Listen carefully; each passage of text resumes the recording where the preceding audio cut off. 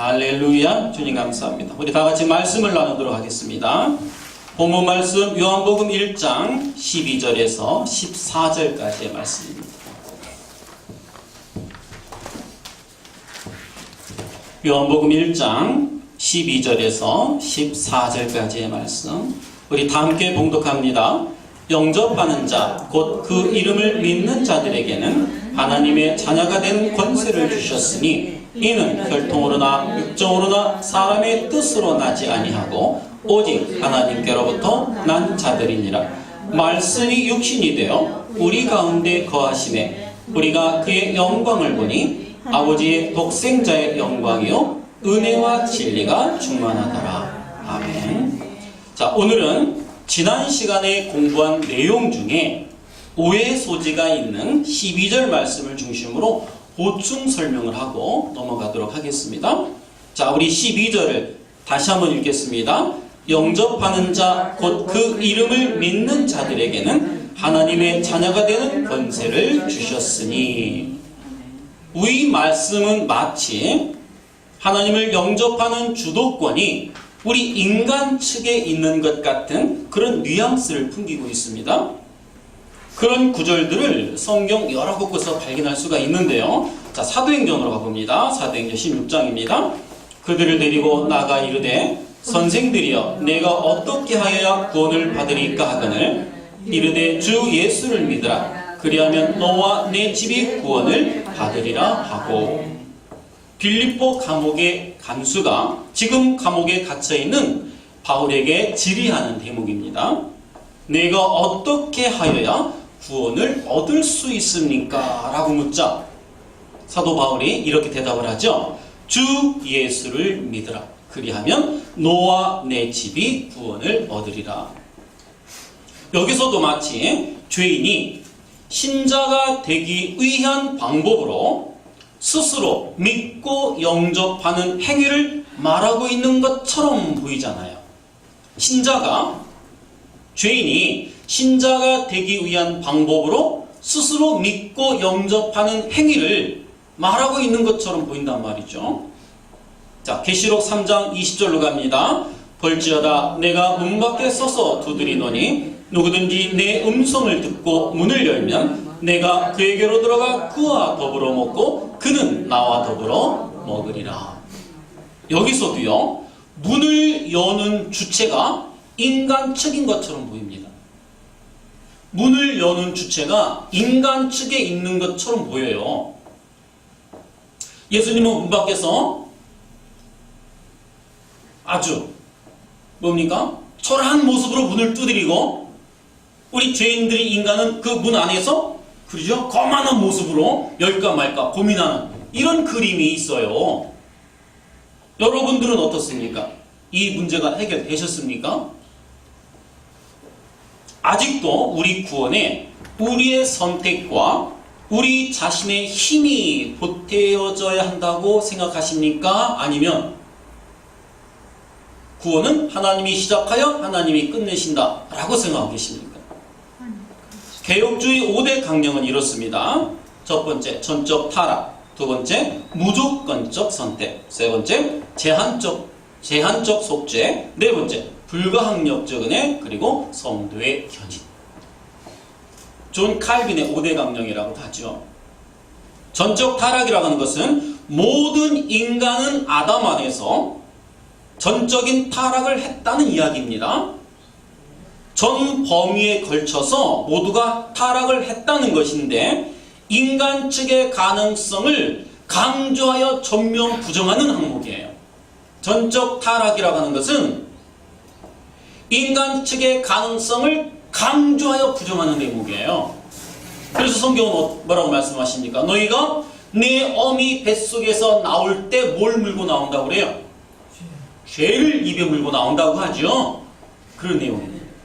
만약에 인본주의와 율법주의자들이 말하는 것처럼 인간 측에 나의 구턴에 내가 보탤 만한 어떤 조그만한 여지라도 남아 있었더라면 예수님께서 굳이 십자가에 달려 죽으실 필요가 없었어요. 우리 인간 측에 조금이나마 어떤 그런 가능성의 여지가 남아 있었더라면 예수님께서 십자가에 달리실 필요가 없었단 말이에요. 왜요?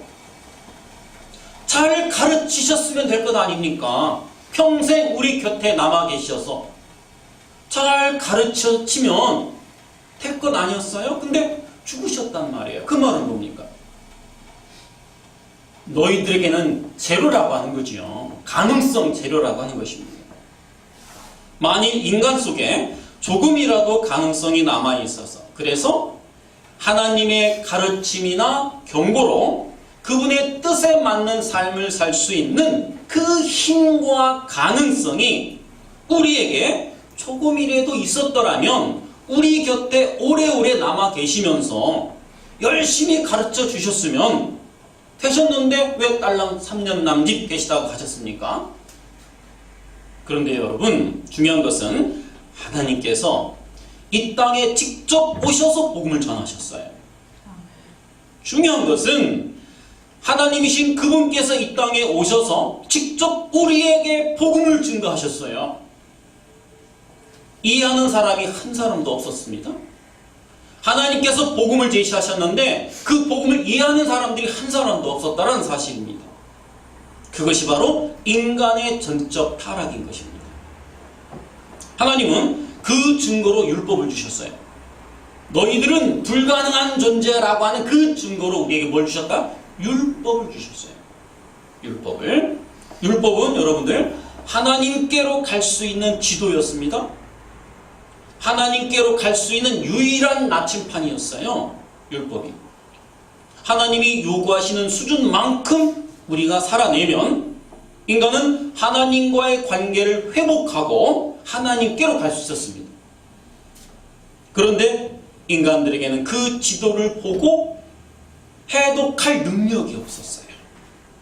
하나님께서 우리에게 주신 율법이라고 하는 하나님께로 갈 수 있는 유일한 지도인 그 율법을 독해할 수 있는 능력이 전무했단 말입니다. 우리 인간 측에는.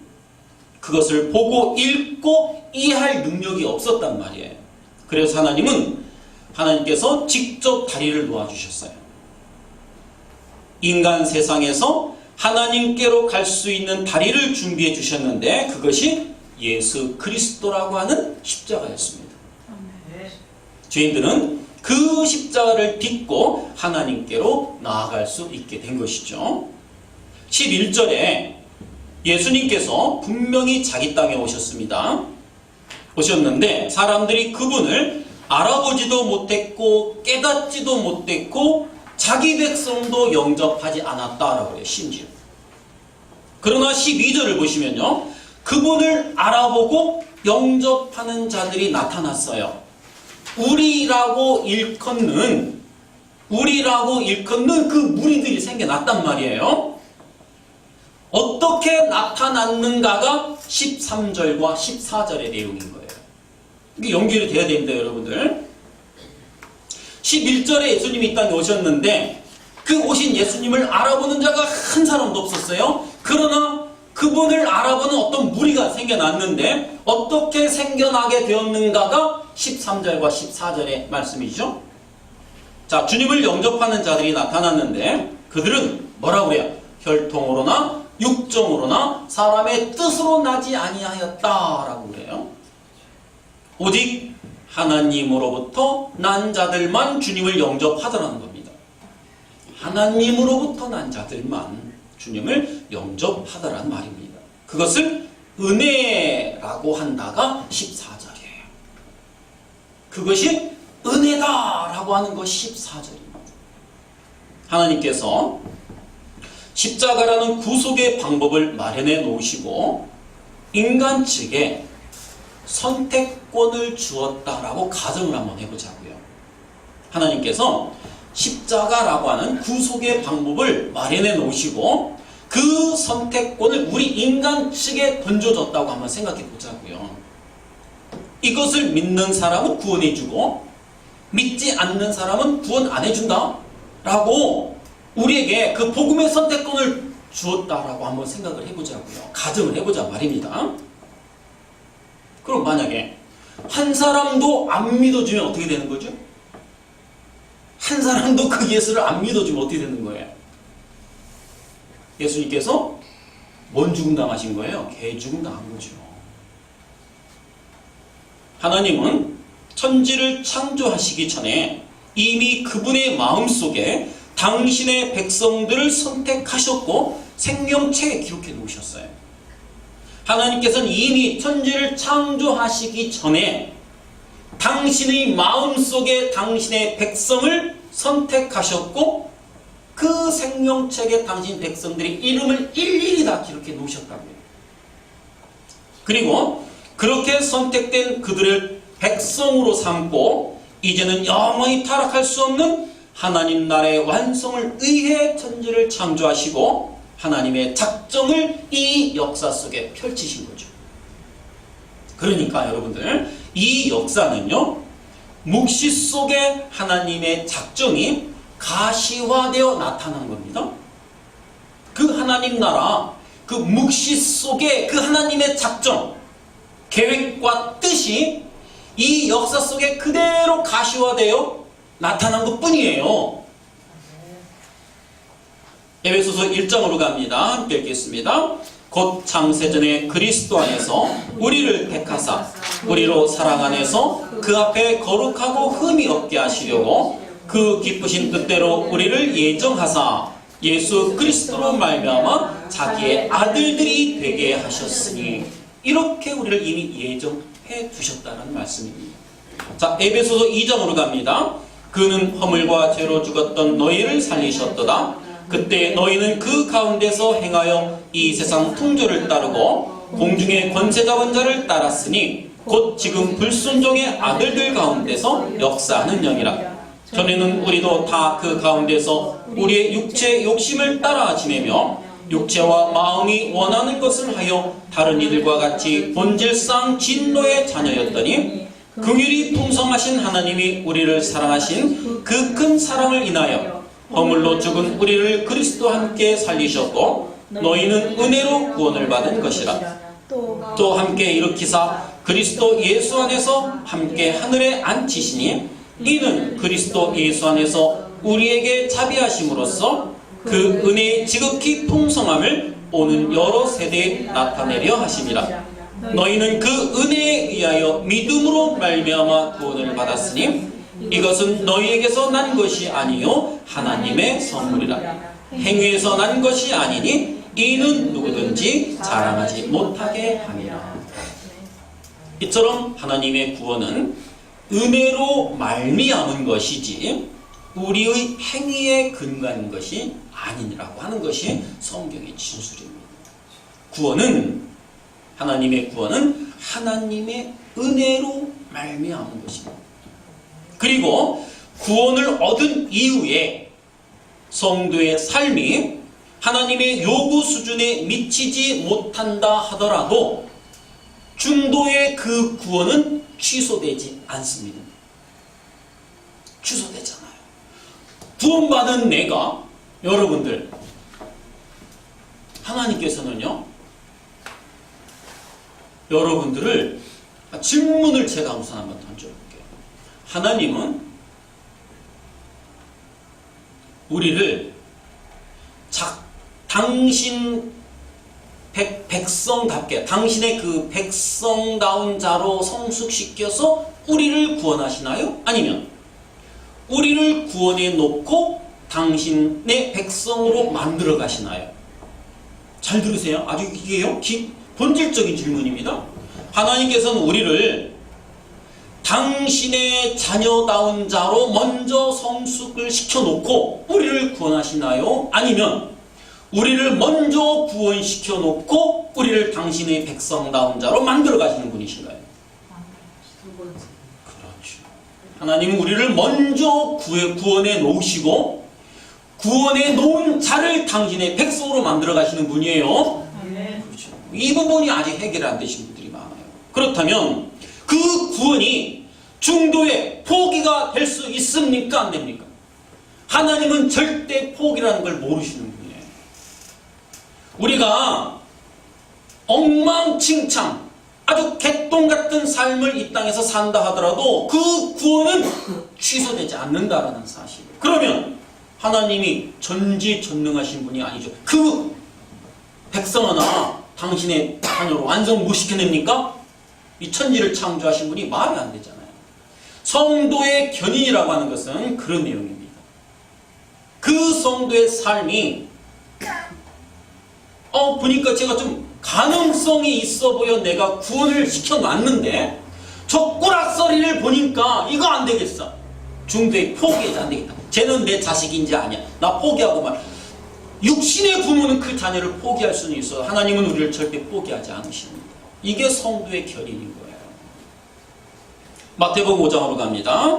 또 간음하지 말라 하였다는 것을 너희가 들었으나 나는 너희에게 이르노니 음욕을 품고 여자를 보는 자마다 마음에 이미 간음하였느니라. 만일 내 오른눈이 너로 실족하게 하거든 빼어내버리라. 내 백체 중 하나가 없어지고 온몸이 지옥에 던져지지 않은 것이 유익하며 또한 만일 내 오른손이 너로 실족하게 하거든 찍어내버리라. 내 백체 중 하나가 없어지고 온몸이 지옥에 던져지지 않는 것이 유익하니라. 또 눈은 눈으로 이는 이로 갚으라 하였다는 것을 너희가 들었으나 나는 너희에게 이르노니 악한 자를 대적하지 말라. 누구든지 내 오른편 뺨을 치거든 왼편도 돌려대며 또 너를 고발하여 속옷을 가지고자 하는 자에게 겉옷까지도 가지게 하며 또 누구든지 너로 억지로 오리를 가게 하거든 그 사람과 심리를 동행하고 내게 구하는 자에게 주며 내게 꾸고자 하는 자에게 거절하지 말라. 또 내 이웃을 사랑하고 내 원수를 미워하라 하였다는 것을 너희가 들었으나 나는 너희에게 이르노니 너희 원수를 사랑하며 너희를 핍박하는 자를 위하여 기도하라. 이같이 한즉 하늘에 계신 너희 아버지의 아들이 되리니 이는 하나님이 그 해를 악인과 선인에게 비추시며 비를 의로운 자와 불의한 자에게 내려주십니다. 여러분, 이 말씀을 다 지킬 수 있습니까? 솔직하게 한번 말씀해 보세요. 본인에게 대답을 해보세요. 이 말씀을 다 지켜낼 수 그런 자신들이 있으신가요? 아닌가요? 없지요. 그럼 우리는 다 어디로 가야 돼요? 지옥에 가야 될 자들이에요. 왜? 법을 어긴 자들입니다. 그러나 우리는 이 법에서 이제 뭐가 됐다? 풀려난 자들이 됐다고 지난 시간에 말씀을 드렸어요.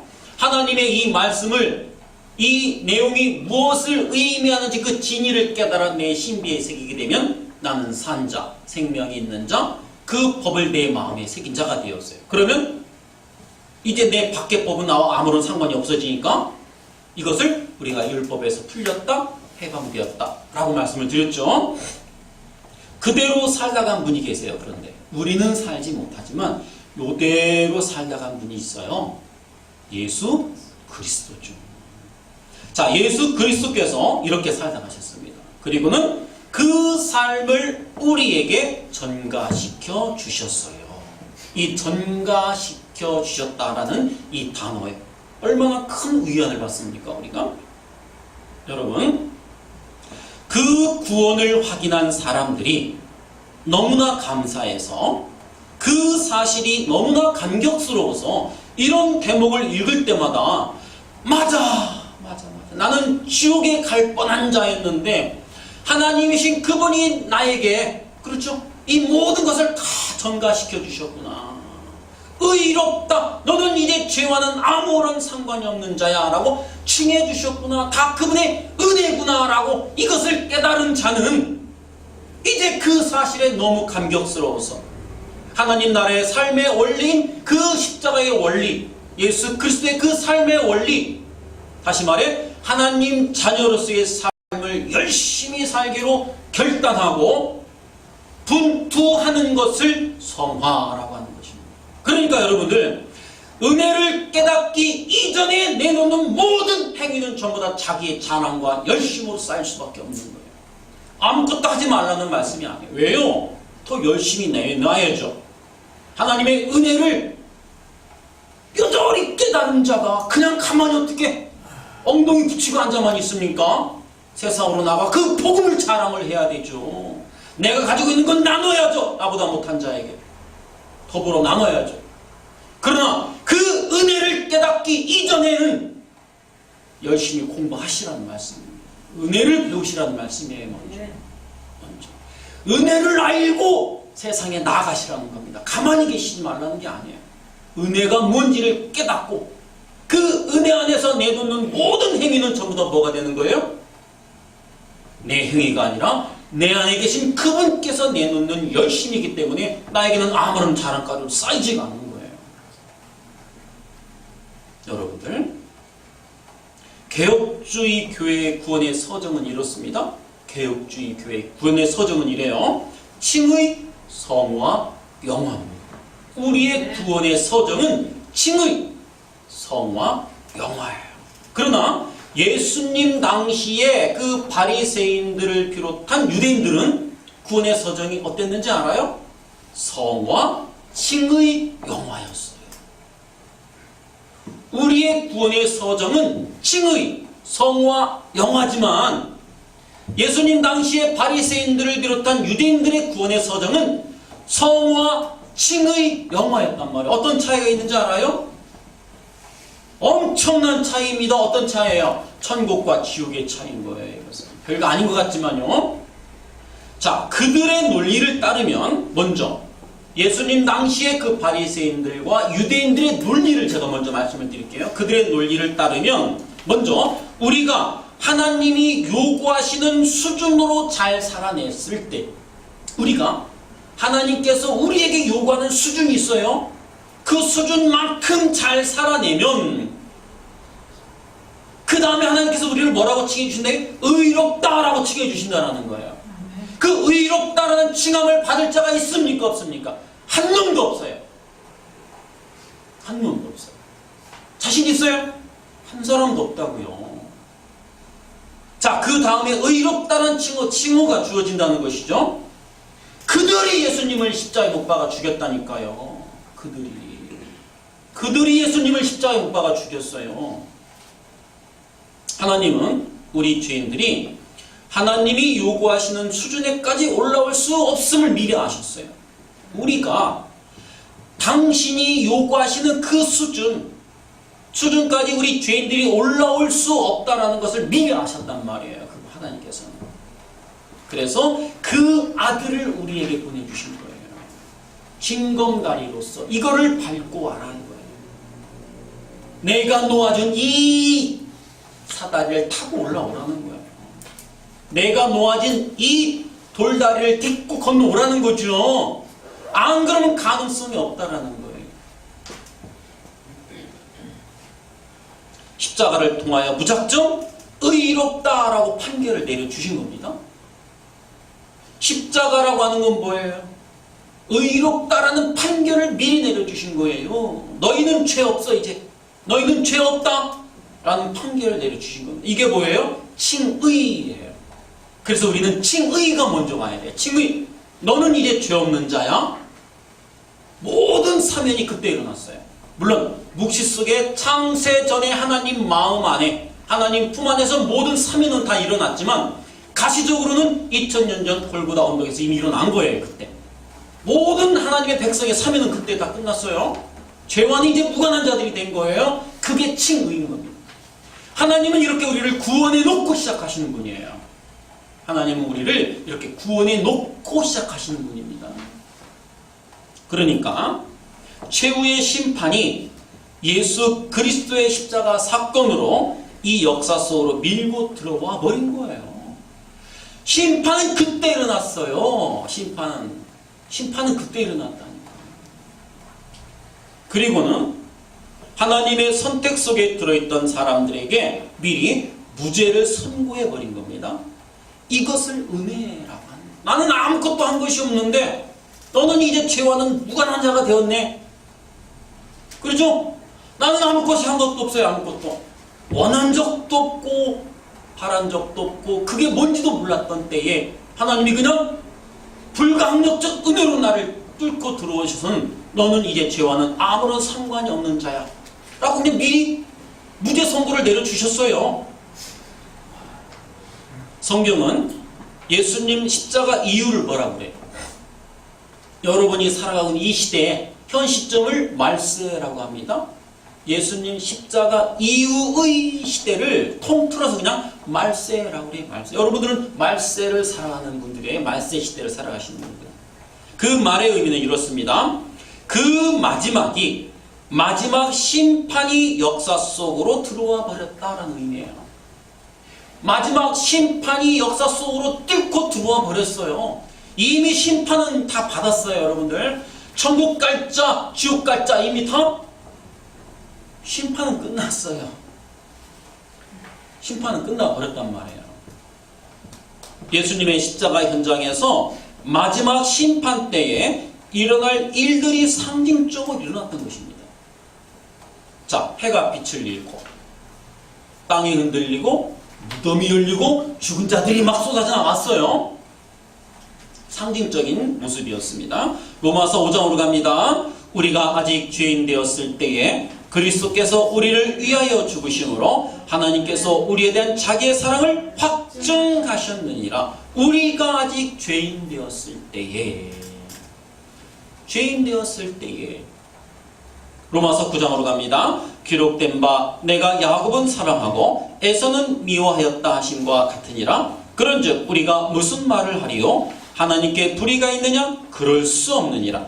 모세에게 이르시되 내가 긍휼히 여길 자를 긍휼히 여기고 불쌍히 여길 자를 불쌍히 여기리라 하셨으니 그런즉 원하는 자로 말미암음도 아니요 다른 박질하는 자로 말미암음도 아니요 오직 긍휼히 여기시는 하나님으로 말미암느니라.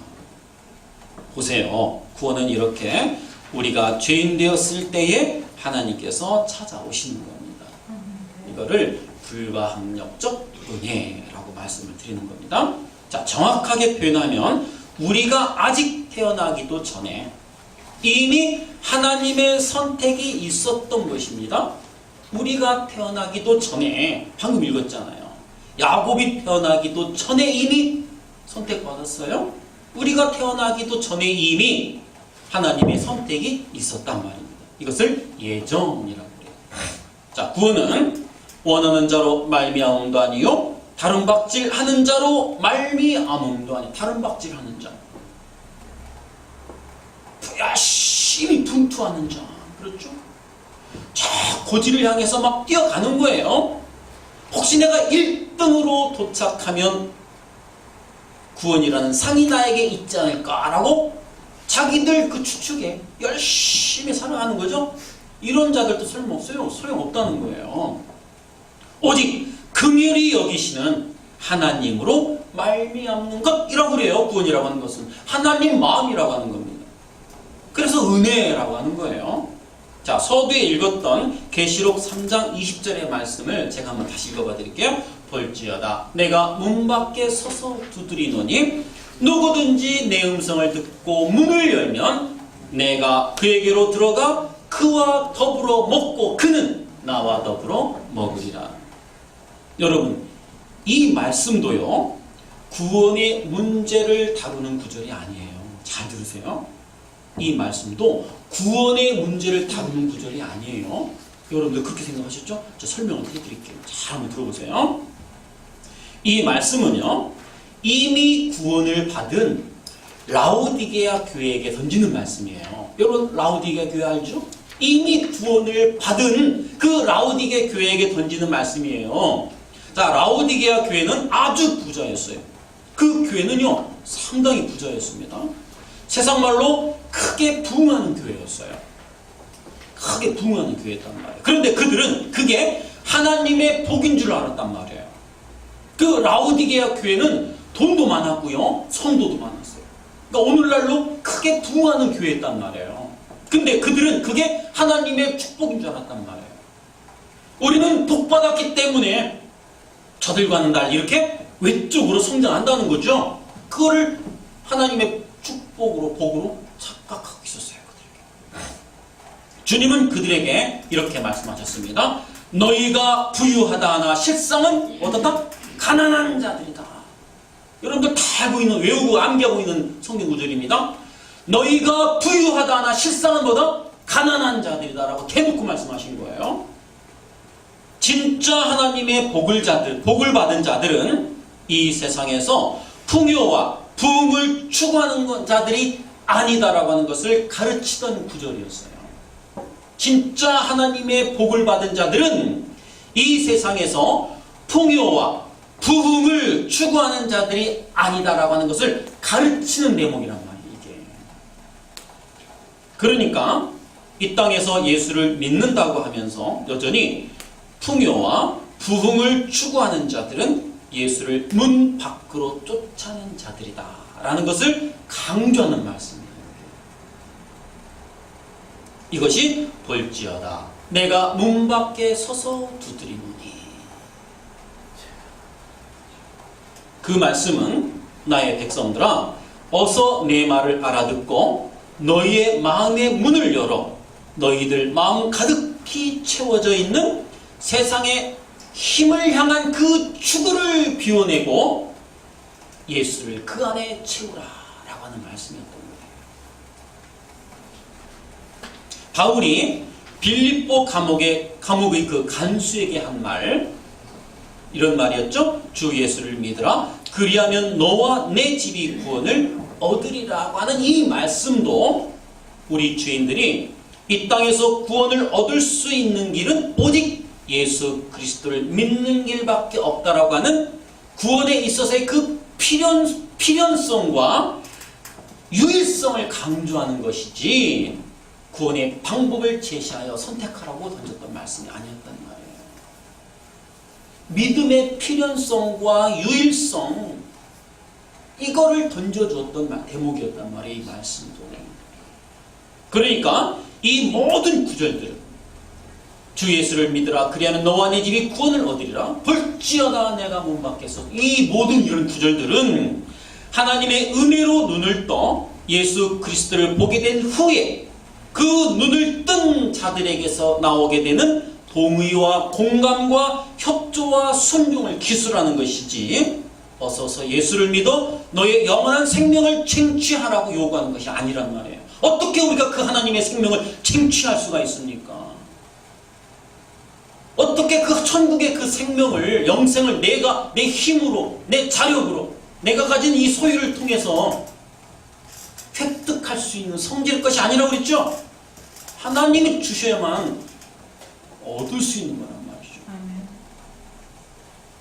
그것은요, 마치 죽어있는 시체들에게 어서 살아나라고 외치는 것과 똑같은 거란 말이에요. 죽어있는 시체들에게 야 어서 살아나서 빨리빨리 이루어가야지, 이 외치는 것과 똑같은 말이에요.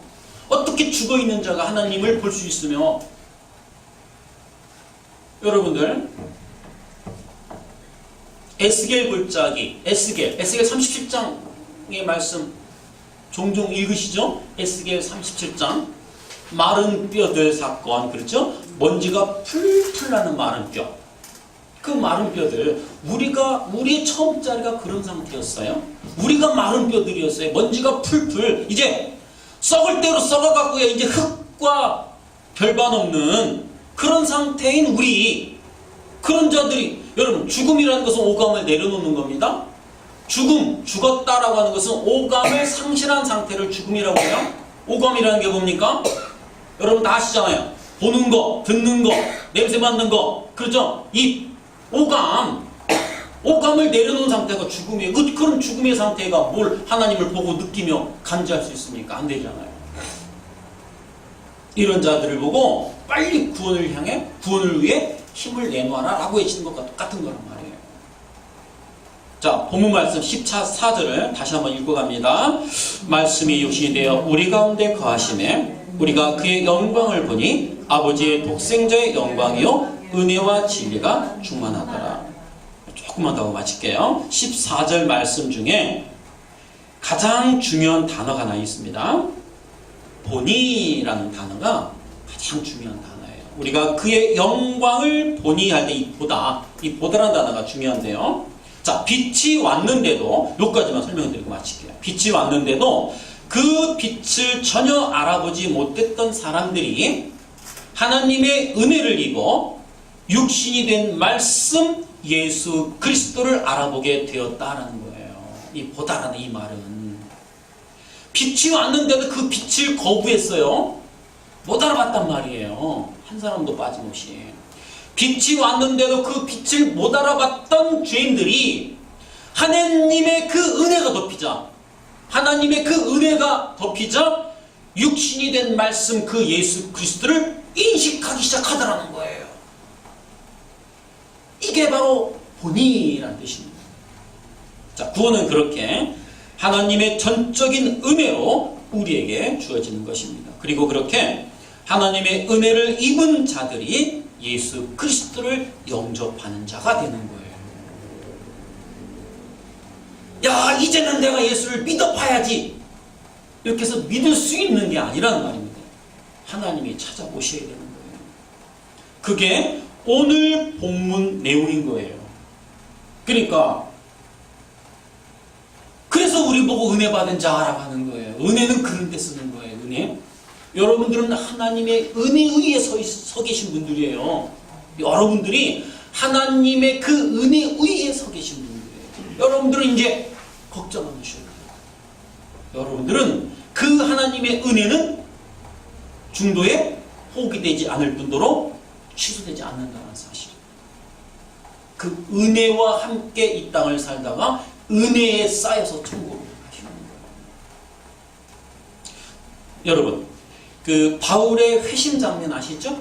예, 그것만 보고 마치도록 할게요. 이 바울의 회심 장면에서도 우리는 은혜 교리를 읽을 수 있는데요. 자, 사도행전 9장으로 갑니다. 함께 읽겠습니다. 사울이 길을 가다가 다메섹에 가까이 이르더니 호련히 하늘로부터 빛이 그를 둘러 비추는지라 땅에 엎드려져 들음에 소리가 있어 이르시되 사울아 사울아 내가 어찌하여 나를 박해하느냐 하시거늘 대답하되 주여 누구시니까 이르시되 나는 내가 박해하는 예수라 너는 일어나 시내로 들어가라 내가 행할 것을 내게 이를 자가 있느니라 하시니 같이 가던 사람들은 소리만 듣고 아무도 보지 못하여 말을 못하고 서 있더라. 보세요. 하나님의 영광이 임했습니다. 그 자리에 바울만 있었던 것이 아니에요. 자, 빛이 났습니다. 빛이 나타났는데 같이 동행하던 사람들은 아무도 그 빛을 보지 못했어요. 그죠? 같이 동행하던 사람들은 그 빛을 못 봤습니다. 하나님이 선택하신 사도 바울에게만 보였던 거예요. 그 빛이. 하나님이 선택한 그 백성의 눈에만 보이는 겁니다. 이게 구원이며 이게 은혜인 거예요. 구원은 세상 사람들에게 빛을 제시해주고 이 빛을 선택할래 말래 라고 묻는 것이 아니라는 거예요. 오해하고 있습니다. 많은 사람들이 착각하고 있어요. 구원이라고 하는 것은 세상 사람들에게 빛을 제시해주고 이 빛을 믿을래 안 믿을래라고 묻는 것이 아니란 말입니다. 다시 말해 설교는 설득이 아닌 거예요. 강대상에서 쏟아내놓는 이 하나님의 말씀은 설득이 되면 안 돼요. 선포인 겁니다. 하나님의 말씀. 선포인 것이지 여러분 제발 하나님을 믿으셔야 됩니다. 설득하는 게 아니란 말이에요. 구원은 그렇게 설득의 대상이 아니라고 하는 것입니다. 하나님의 선택 밖에 있는 그들에게는 아예 처음부터 보이지가 않는 것입니다. 자, 다음 시간에 이어서 강의를 이어가도록 하겠습니다. 기도하겠습니다. 하나님 아버지